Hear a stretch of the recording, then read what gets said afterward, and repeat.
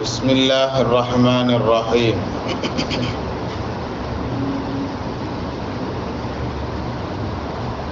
قال نبينا صلى الله عليه وسلم: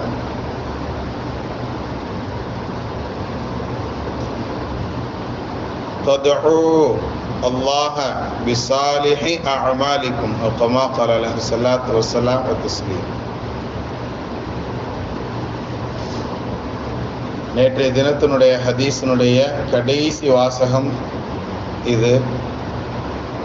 இந்த கடைசி வாசகத்தில் நபி ஸல்லல்லாஹு அலைஹி வஸல்லம் அவர்கள் சொல்லி தர்றாங்க, ததுஉ, நீங்கள் துஆ செய்யுங்கள்,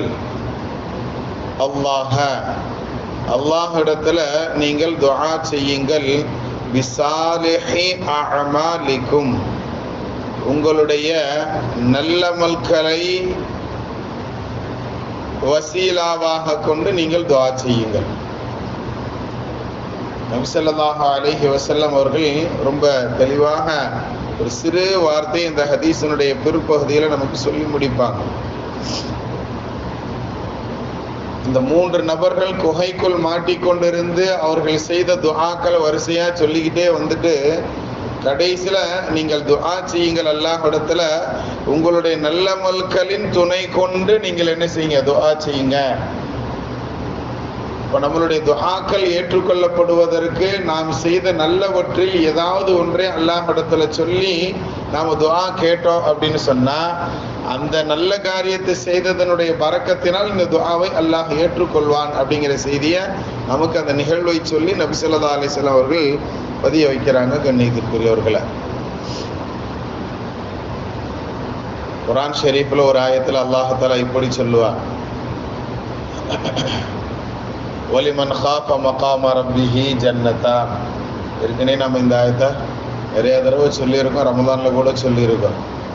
வலிமன் காஃப மகாம ரப்பிஹி, யார் தன்னுடைய ரப்புக்கு முன்னாடி வந்து நிற்க வேண்டும் என்ற அந்த நாளை பயந்து கொண்டாரோ, அந்த நேரத்தை எவர் பயந்து ஒரு பாவத்தை விட்டு விட்டாரோ, ஜன்னத்தான், அவருக்கு 2 விதமான சொர்க்கம் உண்டு அப்படின்னு அல்லாஹ் சொல்லுவார்.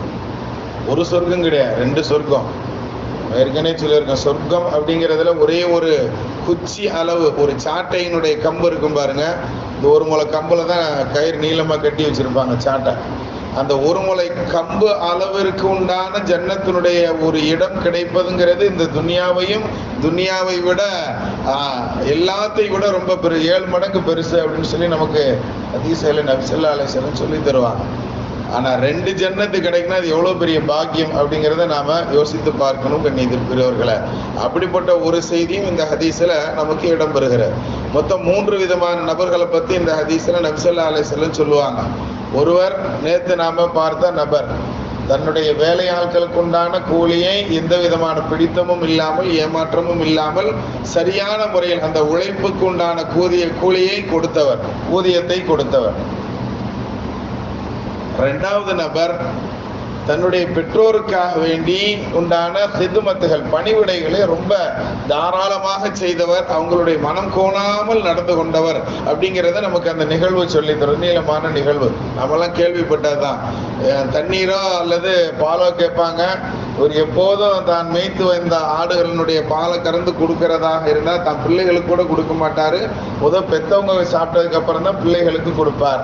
அப்போ அந்த பாத்திரத்தை வச்சுக்கிட்டு பெற்றவங்க பாலை கொண்டு வரும்போது தூங்கிடுவாங்க. அவங்க எழுந்திருக்கும் வரைக்கும் நின்று கொண்டே இருப்பார் அப்படிங்கிறதாக நமக்கு நபி ஸல்லல்லாஹு அலைஹி வஸல்லம் அந்த ஹதீஸினுடைய தொடர்ச்சியில சொல்லுவாங்க. விடிந்து எழுந்து பார்க்கும் பொழுது, தஹஜ்ஜுக்கு எழுந்திருக்கும் பொழுது அந்த பெற்றோர் பார்ப்பாங்க, அந்த பிள்ளை நின்றுக்கிட்டே இருப்பாரு. மகன் இவ்வளோ நேரம் நின்றுக்கிட்டாம இருந்த எழுப்பி இருக்கலாமே. இல்லை, பெற்றவங்களுடைய தூக்கம் கூட ஒரு இபாதத்து தான். சரி, இப்போ அந்த ஒரு விஷயத்தை கபூல் செஞ்சு அந்த பெற்றவங்க என்ன செய்வாங்க, அந்த பையனுக்காக துஆ செய்வாங்க. இந்த நிகழ்வை சொல்லி அந்த குகைக்குள் அடைந்து கிடந்த அந்த மனிதர் துஆ செய்கிறாரு. இந்த விஷயம் ரப்பே உன்னுடைய பொருத்தத்துக்காண்டி தான் நான் செஞ்சிருந்தேன்னு சொன்னா எனக்கு இந்த பாறை வகை அகலனும் நீங்கன்னு சொல்லி அவர் என்ன செய்வார், துஆ செய்வார். அப்ப தான் செய்த நல்ல காரியத்தை முன்வைத்து நாம் அல்லாஹ்ட்ட துஆ கேட்கும் பொழுது நமக்கு அந்த துஆ ஏற்றுக்கொள்ளப்படுது, அதற்குண்டான நிவர்த்தியையும் அல்லாஹ் தருகிறான் என்பதை நமக்கு அந்த ஹதீஸ் என்ன செய்து புலப்படுத்துவது கண்ணியத்திற்குரியவர்களை. அதே மாதிரி மூன்றாவது நபர், அதுதான் நமக்கு ரொம்ப முக்கியமான விஷயமும் கூட.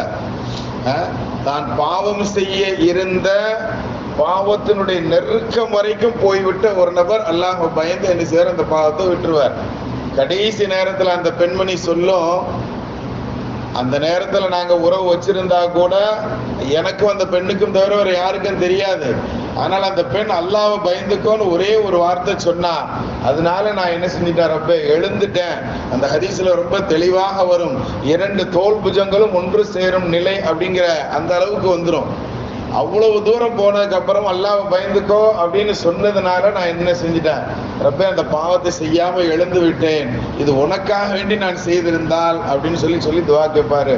பாரம் முழுவதுமாக அகன்று விடும். அந்த இவங்க வெளியே வர்றதுக்கு உண்டான பாதை முழுவதும் விசாலமாக ஆகிவிடுங்கிறத நாம அந்த ஹதீஸ்ல பார்க்கிறோம்.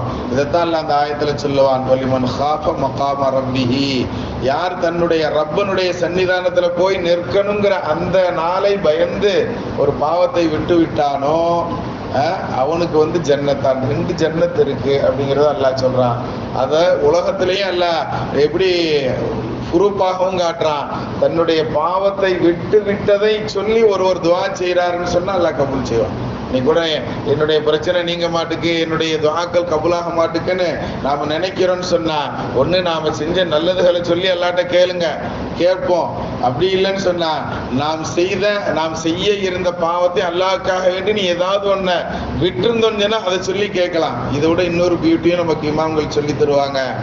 யா அல்லாஹ், இதுவரைக்கும் நான் இந்த பாவத்தை செஞ்சுக்கிட்டு இருக்கிறேன், இனிமேல் அல்லாஹ்வே உனக்காக இந்த பாவத்தை நான் செய்யவே மாட்டேன், விட்டு விடுகிறேன், எனக்கு இந்த விஷயத்தை நீ நிவர்த்தி பண்ணி கொடுன்னு துஆ செய்யலாமா? அப்படி கேட்டாலும் அல்லாஹ் நமக்கு கபூல் செஞ்சு தருவான்னு சொல்லி தர்றாங்க.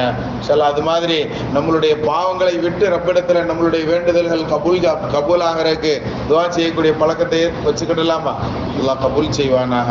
ரஹக்கு சையதினா வ ஆலி சையதினா முஹம்மதின் ஸல்லல்லாஹு அலைஹி வஸல்லம்.